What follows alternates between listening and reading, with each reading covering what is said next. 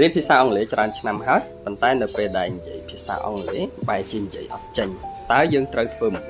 ថ្ងៃនេះខ្ញុំបញ្ចែកម្លែកវិធីសាស្ត្រមួយដែលយើងអាចយកមកប្រើដើម្បីជំនួយដល់ការនិយាយភាសាអង់គ្លេសរបស់យើងឲ្យកាន់តែល្អប្រសើរនៅពេលដែលយើងមានប្រធានបទអីមួយដែលត្រូវនិយាយភ្លាម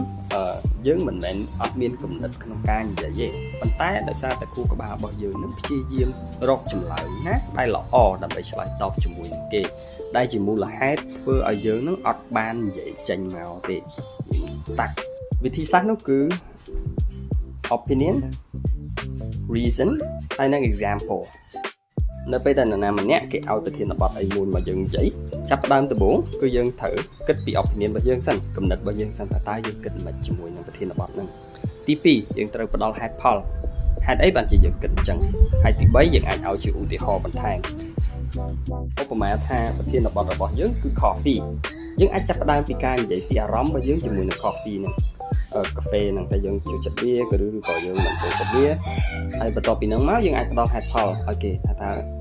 ហេតុអីបានជាយើងចូលចិត្តវាហេតុអីបានជាយើងមិនចូលចិត្តវាអាចឲ្យខ្ញុំខកជាឧទាហរណ៍ទៅថាយើងផឹកកាហ្វេទៅវាចាស់ជាឧទាហរណ៍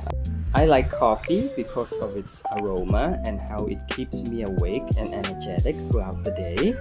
I enjoy having hot coffee with milk before work. នៅពេលដែលយើងប្រើវិធីសាស្ត្រហ្នឹងវាអាចជួយឲ្យយើងពង្រីកនៅចម្លើយរបស់យើងជាជាងការនិយាយ clear តាមមួយម៉ាត់ដូចជា I like coffee យើងបន្ថែមព័ត៌មានជាច្រើនដែលតាក់ទងជាមួយប្រធានបទមួយដែលជាចំណុចដែលអ្នកគេធ្វើតេស្តយើងហ្នឹងគេមើលហើយគេដាក់បន្ទុកយើងទៅលើហ្នឹង